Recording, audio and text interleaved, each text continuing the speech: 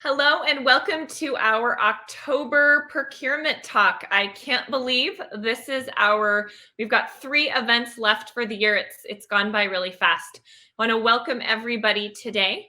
Our theme for the year is upping the ante, and each show we talk about how procurement is adding value to their stakeholders and to their organizations. And today we've got an awesome panel of speakers from all over the US that are going to be sharing some of their stories and ways and things that they've done to add tremendous value at their companies. So before we kick off the panel, I want to give a big thank you to our 4 sponsors that make this Procurement Talk series available to everyone in the procurement community. So with that, I'm going to have each of the sponsors come up and spend a minute or so telling us something cool and innovative their company is working on. So with that, I'm going to have Hannah kick us off today. Hannah, thanks for being here. Yes, thank you for having us. I'm always glad to be here. We definitely enjoy having these every month. So yeah, I'm Hannah. I'm here on behalf of Jagger. We are a SaaS-based full source-to-pay procurement solution. What we are very excited about right now is our upcoming ESG series. It's a 4-part webinar series that we are kicking off in just 2 weeks. So you can go to our website and register for that if you haven't already. The first one is just a kickoff.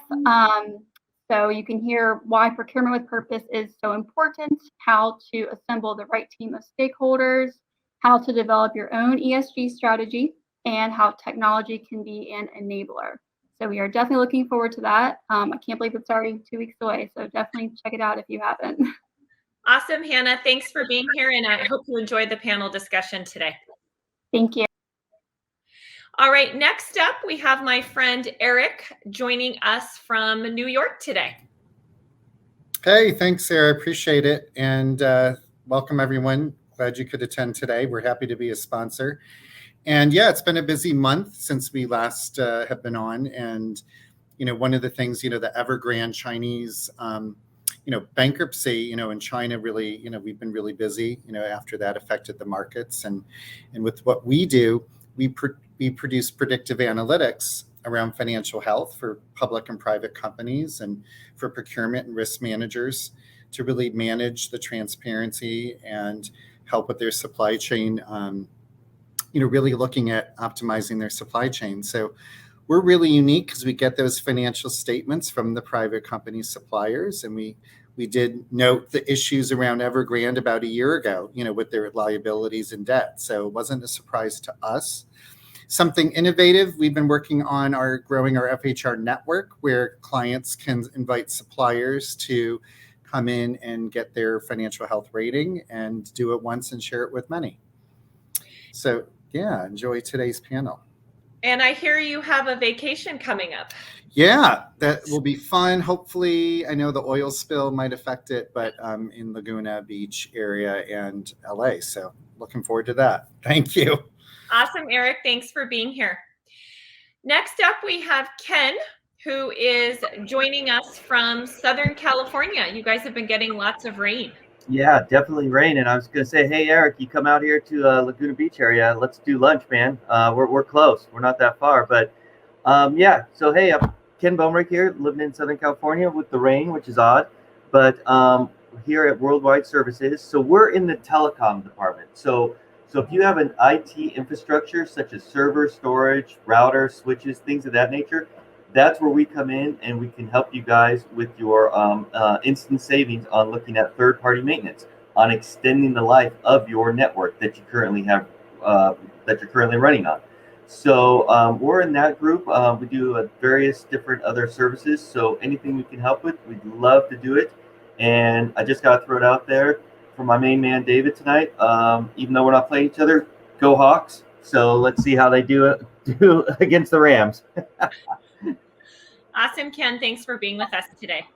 All right, so now I am going to introduce our moderator for the day. So really excited to have David McCarty with us.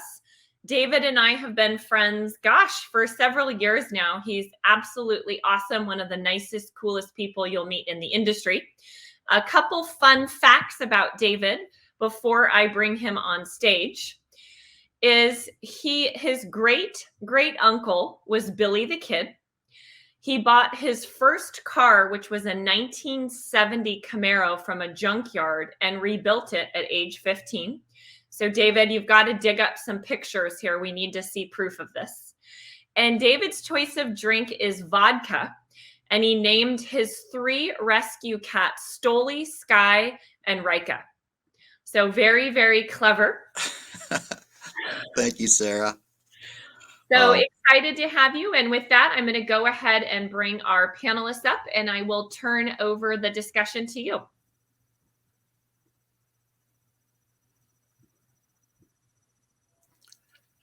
Perfect. Well, again, thank you, Sarah, and a big thank you to all the sponsors for hosting this event, and of course to all of our panelists for being here today. For those of you that do not know me, I've been in supply chain for over 30 years, and in the procurement space, our company is Contract Review Advisors. We're an 8-year-old company, and we help companies review contracts related to risk mitigation and cost-saving strategies with existing suppliers. So again, it's a focus in the areas, of course, and I look at it as supply chain, human resources, and IT, and even logistics. So again, happy to be here. And when Sarah asked me to moderate, it was thrilling to me because, really the biggest value I think that we can offer to one another and our community is to really share our experiences and, again, expertise. And hopefully all of you listening today, listening to the questions and from, of course, the panel, will be able to take away some nuggets of information that'll help you personally and also within your company. So again, with that, really kind of kick it off. As Sarah mentioned earlier, we have an experienced group of panelists for you today, come from various backgrounds and organizations. And I'll say while 2020 was very challenging, I think 2021 has been even more challenging for individuals and companies. I want to say that I think the challenges that overall are impacting everyone is the work from home piece. I want to say that also it's staff turnover, inventory supply shortages, everything related to logistics as well. We've seen that impacting companies. And again, just look at the different ports and what's going on there. But again, each of our panelists have worked through multiple challenges. And during our time today, we're going to touch on, again, how they've added value to their stakeholders and, of course, to their companies. So really, we'll kind of kick it off and I'll start asking questions, of course. But what I'd like to do is for each of the panelists, from the first question, if you could give really your background and really your current role within your company. And that way we'll kind of take that right into the first question. So I guess let's jump right in to see how procurement can up the ante. Tamra, you knew I was going to call on you first because she said to me, everyone, I'm not really saying that I need to go first, David, but when you did that, that was just setting you up to go first. So again, so Tamra, my question to you is, how has your team provided value, and can you share some examples of that? Absolutely. Thank you, David. My name is Tamra Pawloski. I am the Global Procurement Director for indirect categories of program, services, and technologies. So that includes, it's a fancy way of saying that I have all of those back-end corporate functions like fleet, travel, marketing, professional services, HR services, consulting services, and software. A little bit about Corteva, just to, when I respond to some of this, you'll understand a little bit more, is that Corteva AgriScience is the only major agricultural company completely dedicated to agriculture. And so we are the youngest, oldest company out there because we are actually a spinoff of DuPont Pioneer, DuPont Crop Protection, and Dow AgriScience, who had 140, 150 years. But we are a little over 2 years old now. So think about that from a procurement perspective. We're taking legacy systems and legacy processes and bringing them into a new process. So that's a little bit about the company and a little bit about my professional background. David, I knew there was a reason I like you. Vodka is one of my favorites. Being Polish, I guess I can't help but like vodka.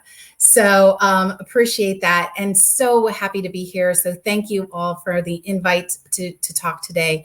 And so let's talk a little bit about what my team brings to the table. And first and foremost, I have an amazing team here at Corteva. And but I will tell you that procurement is now expected to drive value beyond savings. So I could talk and give you examples of all of the savings that we provide and what is the normal, what I'll call the normal view of procurement. But there's so much more that we now have to do. And so as the role of a procurement professional and what we bring back to the organization expands into risk mitigation, compliance, market analysis. I mean, I can go on and on and on, but I think what would be probably better for all of you listening today is some examples. And so one big change that we did here at Corteva was look at how we support IT field service work in all of our 140 countries that we have around the world. And so in prior, we had, as you can imagine, 3 different companies supporting it because we had 3 different divisions that we were part of. And so what we did here is we aggregated, we leveraged, and we optimized, right? So we took all of that, brought that all together in an RFP. We did a strategic sourcing, which I will tell you is the best thing for us as a company to ensure that we're getting a competitive bid out and competitive market, right? And one of the things that was really important about this particular strategic sourcing is that procurement was introducing a new supplier into the mix. Because we did our market research, we took a look at all of the different suppliers that were in and were able to do IT field services. We included the incumbent. We also included some of our strategic partners, and then we had some new suppliers that we were introducing. So it's important for us as procurement professionals to really bring to the table some more innovation and value add. And by introducing new suppliers, that's one way we can do that. And so as we went through the RFP process, we noticed that this new supplier that came to the table was really taking a look at Corteva, not how our legacy companies had done things or anything like that, but looked at Corteva to see what innovation they could bring to the table. And in the end, they were awarded. They are now 8 months in and doing extremely successful. They're being extremely successful in their role. So a couple things here, right? We added a new supplier. We added innovation into the organization. And all in all, we had customer or stakeholder alignment and the ability to truly add value to that particular engagement. So that's just an example. I'm sure we're going to hear many more today. No, and I love that, definitely, Tamra. And I think what's important that I see with companies too is that the supplier looked at you as a whole and knew. You're bringing that fresh perspective. I think when you have suppliers that just look at the way things were done in the past, that's not really where you want to go in the future. So I think it's important that you did that. To ask you a quick question on that, how was it received with the existing, I'll say, category owners of the space when you were bringing in new suppliers? How did you get them to be receptive to that? Because I think so often we see that in procurement that, oh no, I've got my suppliers. What are you trying to do here? Add to the mix. So do you have anything to add to that? How were you able to accomplish that? Wow, I love the way you tee that up because that was one of the notes I forgot to state, right? Okay. So that was one of our challenges, right? Was the stakeholder alignment. And so what we did is we actually used the market research. So I know we had one of our sponsors does market research about the financial background of the companies and all of that, but also what they brought to the table. And so we had an opportunity to really sit down and talk to our stakeholders about what they were looking for. So it's interesting, right?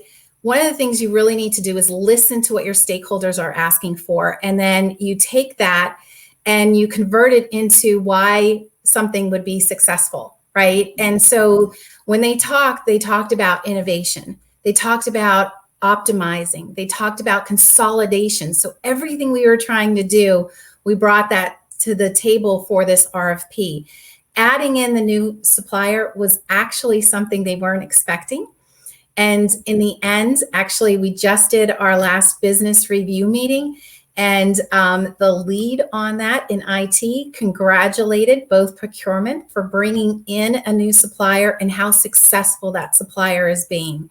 And so that was really a win-win all around for the new supplier, for Corteva, and especially for IT, because they're now seeing a lot more innovation in this area than they had in the past. Mm-hmm. So it wasn't easy. It wasn't like they went, oh, okay, fine. We had our challenges. But to your point, David, as long as you're, the other day I read something and it said, do you know that listen and silence are the same letters? I didn't realize that until I was reading an article on that. And I was like, wow. So you have to stay quiet sometimes just to listen to hear what somebody's saying.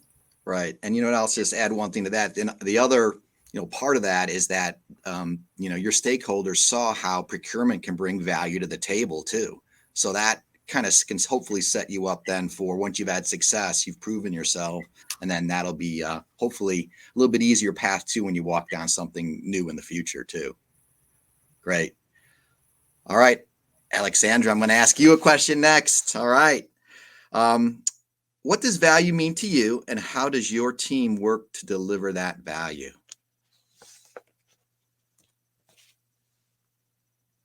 I'm on mute. Can you guys I was just hear going me to okay? say, hey. That's the famous work from home issue. You're on Yes. mute. Hey, everyone. Thank you so much for having me. I'm so excited to be here. I'm Alex Wakefield, dialing in from Astoria, Queens. I am the Global Sourcing Manager at Booking Holdings. We are the leader in online travel. We provide services to consumers and partners in more than 220 countries. And some of our primary consumer-facing brands include Booking.com, Priceline, Rental Cars, Kayak, and OpenTable. Those are the primary brands. There's a lot of subsidiary networks too. And so we've really dominated the space of travel technology. Prior to this, I was at JetBlue for 8 years, and I worked in several departments at the company, and I found my way to strategic sourcing, which was my home. And I spent most of my career managing a variety of categories in the commercial and onboard product space. I did fuel services and some airport services. And then landed in aircraft interior sourcing, which was really fun. I find the work that we do to be tremendously valuable and rewarding. I'm really excited to learn from this panel. And Tamra, similar to what you have to say, I was taking notes on what value means to the organization. In our function, we talk about things like spend management and cost avoidance and data analysis and contractual compliance and all of those necessary functions of our job. But what I kept being drawn back to is really the relationship side of our support function and just bringing in, your stakeholders to be a part of the journey with you. So I think for us, and in several of my roles in sourcing and procurement, really bringing in your stakeholders to be a value-added partner when you're building out things like your category plan and your strategy really helps enable and get that buy-in on the front end. And so that way, once you get the success of your project, it's not just cost, which is fairly one-dimensional, right? You have a target, you hit your target, and you have your savings. But what about all of that other stuff? What about the innovation? What about identifying new vendors? What about looking at supplier diversity? I mean, these are things that don't come up when you're just analyzing numbers. So I think for us, we like to build out a plan or have some type of a rough draft in place for a plan, and then bring our stakeholders in to start building on that with us. And it's really not just the stakeholders that are responsible for the vendors, but who else is touching the product or service? What do they have to say about it? What are some of their feedback? What are their data points that we can include into our engagements and our RFPs to get that much more value out of whichever partner that we're selecting? So I think for us, we found that, in the category strategy planning and then the execution and ongoing management, this is not just the sourcing and procurement function, but this is something that we need to include all of our stakeholder groups in. And so, getting that governance plan out there, the implementation plan, assessing supplier performance and compliance, that really takes a whole set of departments to come together. And it's more, active sourcing rather than tactical sourcing. You're just setting the stage so that, you can run a good plan, and that if anything happens in the back end with your supplier performance, you have a plan in place that you've built on with your stakeholders. And so that you're not just firefighting, but you're really going about a strategic approach of how you manage your category and have the buy-in from your stakeholders. So for us, we found tremendous value in that.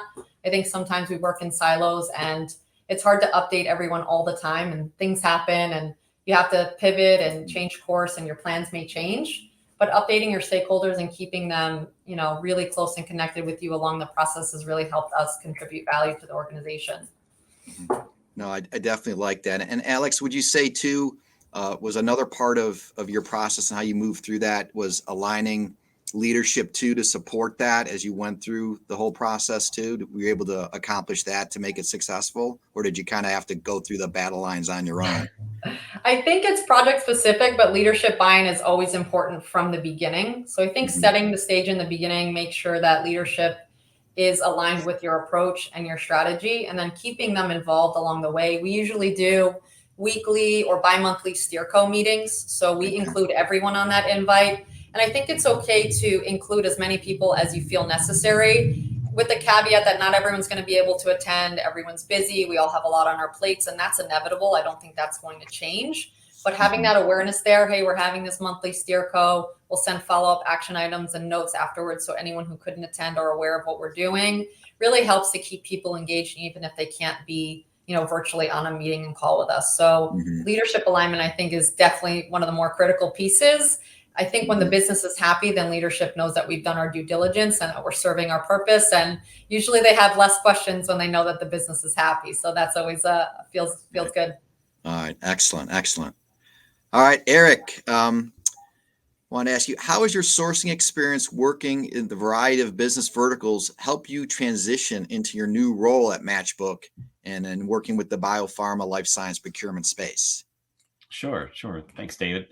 So Eric Scholl, and I'm coming from Fairfield, Connecticut, so not too far away from you, Alexandra. So thank you guys for the opportunity to join the panel. It's always a big deal to be part of a group like this, so thank you. I'm managing partner at Matchbook US. We basically provide procurement services for biopharma, life sciences companies that are emerging and growing. And my role has been to, support client relationships, operations and sourcing, new business development, strategic development, kind of the whole kit and caboodle, if you will. So good question. So, my background has come from a number of different verticals, some pharma, but, there's been finance, there's been nonprofit, there's been some banking involved, you name it, some CPG, et cetera. So, being able to come into the pharma area, all these different verticals have different nuances, right? But when you start boiling things away, you start getting down to some basics of business management. And it's really about kind of hearing what people need and how you can be effective within their industry, right? So, a lot of talk about niches within the different verticals, as I said, right? All these nuances, pharma certainly has a number of different specific needs, as does banking, as does, CPG. But when you pull that back, what I've really found is the key is, providing quality goods and services and strong customer service, right? So within pharma, that's huge, right? With everything that's going on, it's understanding, what the client's needs are within that, right? So, make sure you're providing a quality service, you're crossing your T's, you're dotting your I's. And, Tamra had talked about listening, right? So it's key to listen to what everybody's talking about. What are their customers saying? What are your clients saying, about your own business, right? So make sure you provide that customer service so that you're always on top of what they need, and always kind of, sharpening the pen, if you will, in the sense of making sure that you're speaking to their needs and hearing them. So it's also, I'll say, it's very encouraging in my time here. I've been here a little over 3 months now, and hearing clients talk about they aren't just looking for the least expensive offer or the least expensive opportunity or supplier. There's definitely, I think since the pandemic, more of a focus on true value as opposed to just cost, right? So you kind of tie all that together, provide the quality services, give strong customer service, and it's really something that can help, in any vertical.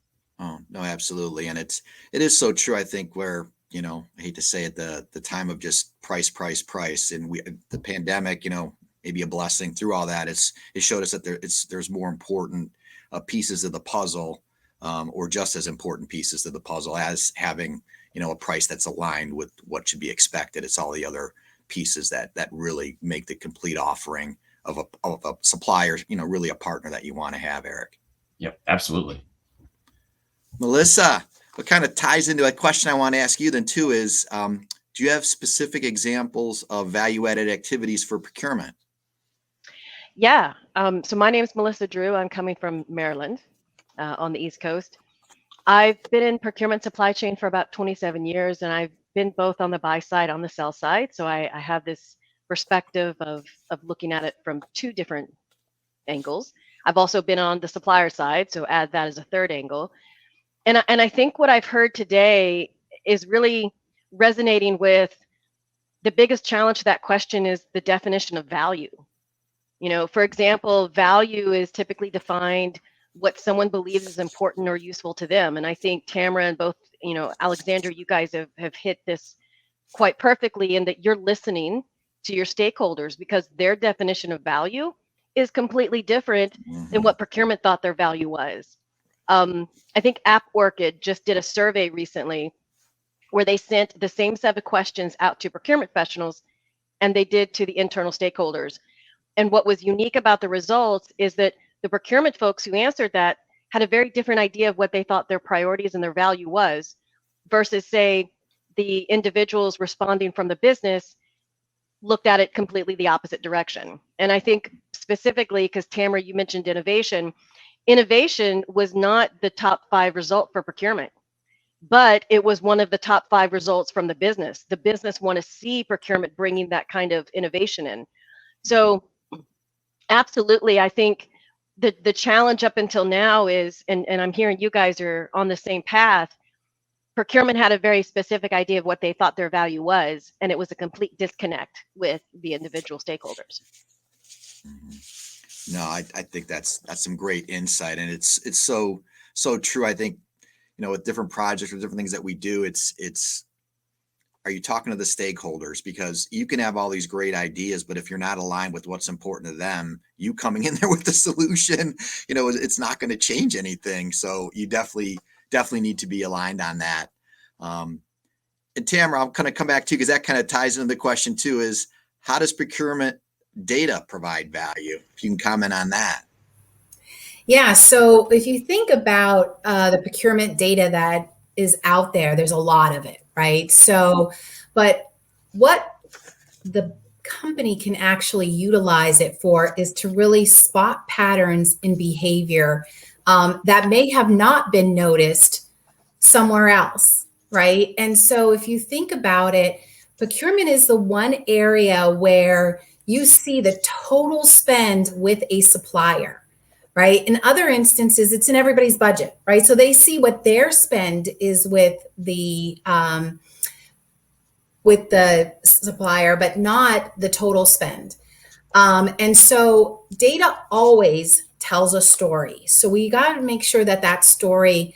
Now, again, I will tell you, this was my challenge when I first came in.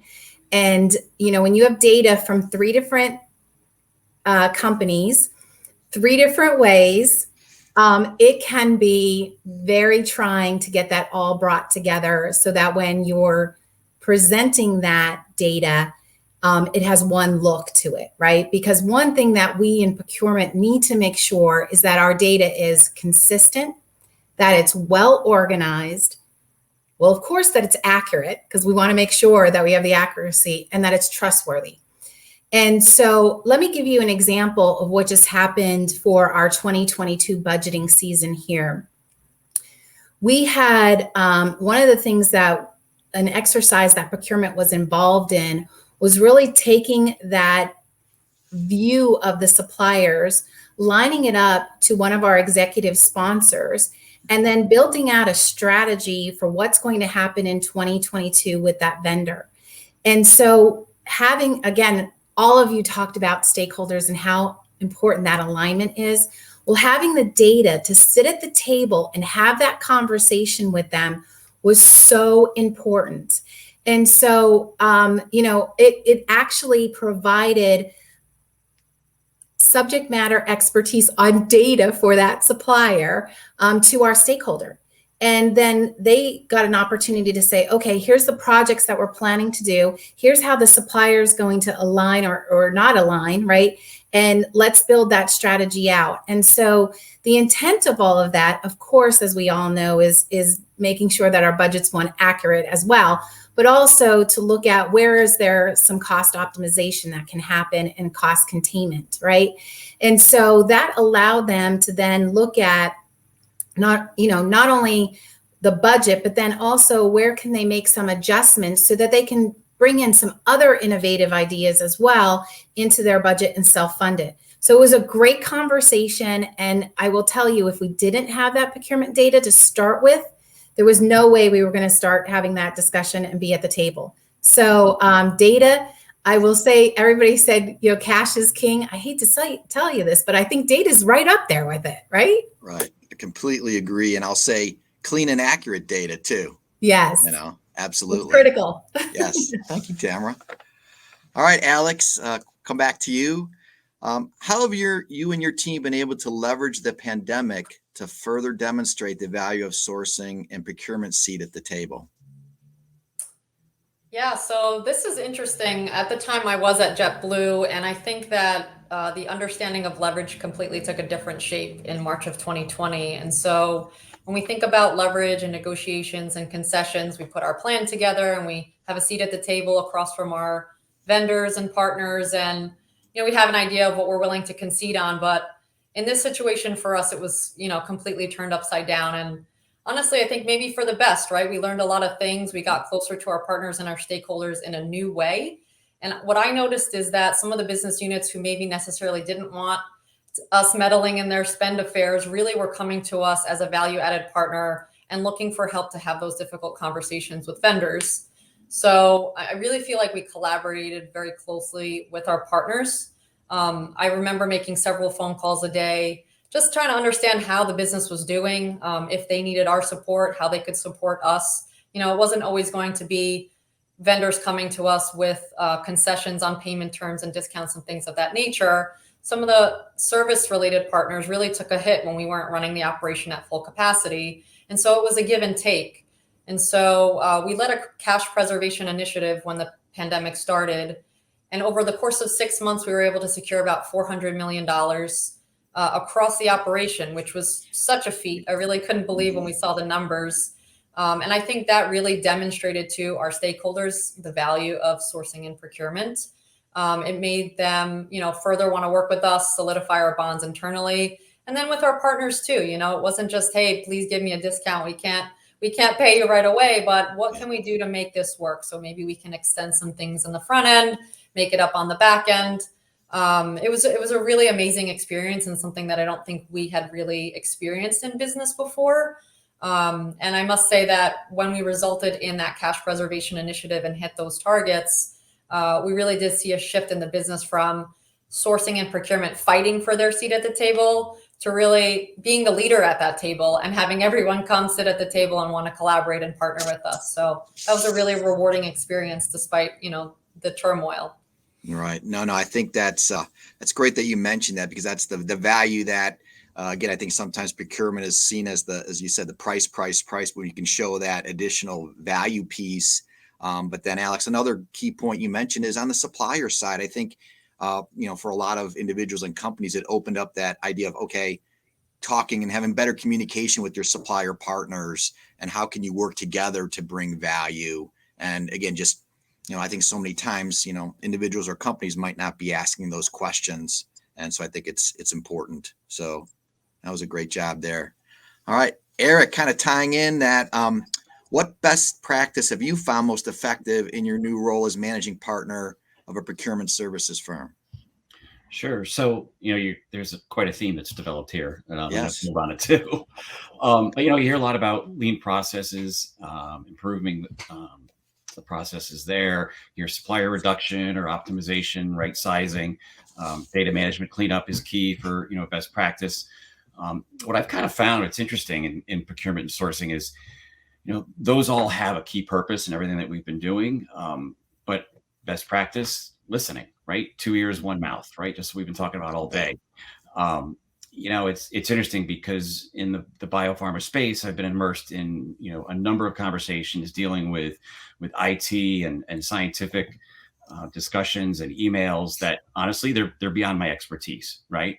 But my role in what I do is to listen to the heart of what's needed and what the clients are talking about internally, and then become a matchmaker between what our consultants and subject matter experts can do. Be that matchmaker, right, and listen to the heart of what the client needs, and then or is asking at least, and then find out what their true needs are. So again, like I said, it comes back to listening, understanding where your clients are talking, what circles do you need to kind of get involved in, and be honest with yourself. If you don't have that expertise, just bring in the right people. Everybody respects that, and sometimes it takes a while to really kind of come to that philosophy. But once you're there, listen to what they're talking about, and kind of bring the experts to the table. You kind of gain more a stronger advantage with your client, because they understand that you're going to bring the right people to the table that know how to help solve their problems. So listening, again, big theme today, and I'm going to keep building on that. Right. No, Eric, I agree. The listening is so key. But thank you. Sure. Melissa, what is the role, or you say a purpose of procurement? Love to hear your take on that.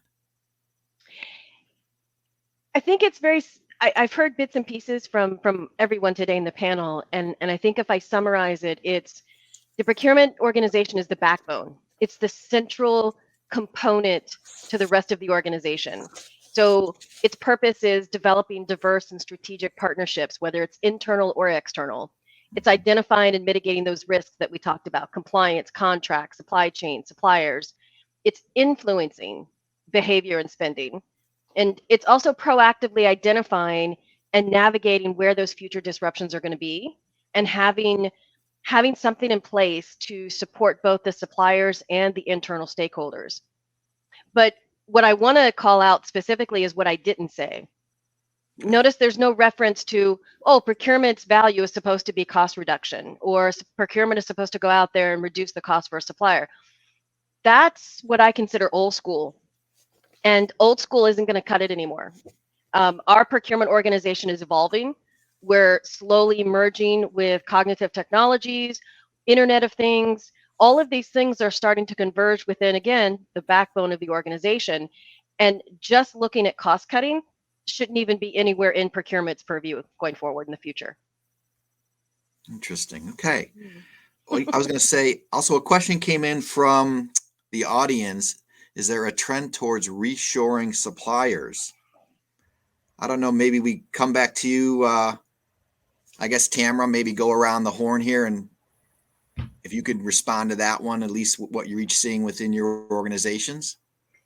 So as a global company, one of the things, you want to ensure is that you have a supply chain that will substantiate the global model, right? And so when we talk about reshoring for Corteva, it's a little bit different because we've got places all over the world, right? So it's not really reshoring, but it's where we find supply. And yes, there's been a tremendous amount of supply disruption. I will tell you, I explained when I first introduced myself that I have fleet. Well, you can imagine as an agricultural company what the issue is with trying to get trucks right now. It is unbelievable, right? And so huge challenge for us because of the chip shortage that we're seeing. Does that mean that we're going to start to, buy different? Are we going to look at, an electric car? All of that, yes, all of that's in the strategy. But reshoring in some instances will take more time to do that. But I do want to just say that I think from a supply chain perspective, it is good to have various models that work within so that you don't have this supply disruption. So really what we should be looking at is how do we solidify our supply chain versus are we reshoring, are we outsourcing or whatever, It really is ensuring that that supply chain has the ability to flex depending on what's happening within the market, because I don't think I think these market changes aren't going to go away. My thoughts. Right. No, I would agree with you on that. Definitely. How about you, Alex? I don't know if that, how much influence for you in with the reshoring of suppliers? So for us at the time, I don't know if anyone had the experience or the luxury of having to source PPE last year, but we really noticed volatility in the market where, a box of gloves that was $3.50 was now $37.50. And even if you did place an order, you weren't even guaranteed that you were going to get the product. So Right. I think to Tamra's point, it really was a combination of looking at your supply and where it needed to go, and the reliability of the suppliers. There are all sorts of new vendors out there taking advantage of the situation and starting new PPE companies, but is it worth the spend? And is it a reliable product? And so I think it's a blend of the two. You need to look at your costs and you need to look at the reliability of the service. But I think it really is case specific. In that case, we were ordering product from Asia. We were unable to get it. So we did, do some things stateside. But again, you need to balance out what makes sense, especially if the operation is losing money. Absolutely. How about yourself, Eric? Sure. I mean, we've definitely seen it. Within the pharma industry, we have one client specifically who has an initiative to try and move some of their operations out of China into either the US, India, or I'll say Western Europe. There's a concern there around the political climate and where things are going to end up, and they don't want to get held up with any kind of supply chain issues. And I know, from a little tangential to that, a neighbor of mine actually does a lot of print business, and he's been trying to get stuff out of China to move it to the US. And he's been very successful with doing that. So there's definitely a concern about bringing things either closer to the US or into the US. Okay, thank you. Melissa, do you have anything to add there as well? I think it's a really fluid conversation. I know that during the pandemic, a lot of us, in the consulting, we ended up becoming facilitators, networking. Okay, you've got extra over here of somebody that needs this and this person needs that. And we ended up becoming this network of, communication and exchange so that everybody could get what they wanted. But to address the question that you just asked, pros and cons, like I'd hate to even answer what I think what should happen, but there's these, we went with a different type of procurement model 5 years ago because we thought that was the best way to get and reach, consumer demand, through this agile, I think 2015, there was an article that said that procurement is now in the agile state. We're moving away from strategic and moving into agile. Well, we've slowly been in that agile state for 6 years for now, and we still have the same gaps we had before. So no, absolutely. We need to shift, there's a new shift coming, because of this, where we're going to be moving out of the agile state. And I think, a couple of you mentioned it before with data. Data is going to be that primary component that's going to help us address these questions that we're asking. The question here is, where's the data and how we can get to it? Right. No, I agree. All right, we'll kind of get to the end of questions too. I know I'm trying to be respectful of the time and everything. So Tamra, kind of tying into that a bit too. As we see continuing change in various industries, how do you see procurement's role changing? Yeah, so, when you look at what has happened in the last 18 months with this global pandemic, there's not many positives, right? But in this case, for procurement, I do think that this function has been elevated in many organizations. And, when you think about what our stakeholders are struggling with, right? They've got budget pressures. They have, we just talked about the high risks of supply chain disruption, right? There's a changing way that we're working. There's market volatility and the drive for sustainability. We all have that in our, goals. And also, how are the skills then evolving, right? And so when you think about that, one of the roles that procurement needs to move into is really becoming this procurement analyst. And I think Melissa hit right on it, right, when she was giving the description, right? We really need to have the ability to do this data management, this data diagnostic, and provide a description of what's happening in our supply chain, what's happening in the market, what's happening with our supplier. Make sure that we're not only predicting what's going to happen, but we're prescriptive in what's happening. So that's, I'm grouping all of that into like a procurement analyst, right? Versus what I would say the normal procurement negotiator, because you really need to have all of that data in order for us as a procurement discipline to move to that next step. Mm-hmm. My thoughts. I would agree with that too. All right, Alex, do you have any advice for new procurement organizations when building a new team or covering new areas of the business? Yeah, so I could give advice all day on this. Still working to figure this out on my team. We're a relatively new function, a global procurement team. And so bringing the business together across the globe in several markets, we had 6 main brands that are all over the world. I thought of 3 things when I was thinking about how best to answer this question, aside from obviously what we know and do every single day with our data and our market insights. Really, the first thing is just to connect with everyone possible, right? When people are spread all over the globe, it's easy for people to get left out. And people are the ones to give you those data points that you wouldn't get from, an Excel spreadsheet or from a requirements document. So to me, that's critical. Let people know who you are, what your mission is, what your objective is, and get their feedback, see what their goals are, understand how they align and maybe where they don't. I think that's really good to set the stage up front. Collaborating with these partners as you go through the journey allows them to give you feedback or push back on you where you might not have that if you're just sending out an email or just like an update on what the project is that you're working on.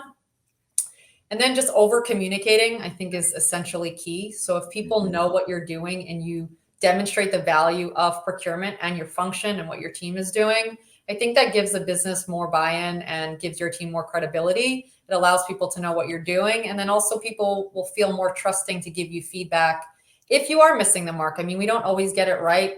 If you have your data and maybe there's some inaccurate data or you're reporting on it wrong, it's good to catch those things up front. And I don't think you can do that unless, you collaborate and communicate. So those are things we actively work on every day. They're a work in progress. We'll continue to fight the good fight.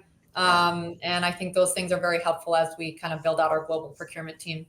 No, I love that. And a great point there. And sometimes maybe we gloss over it, is really checking with the data points with everyone involved. Is everyone agreeing on everything through the process? It's not getting that data and, crunching everything and then coming back with a solution at the end. To me, it's having a nice cadence and checking in with everything that ensures just the success of the overall project.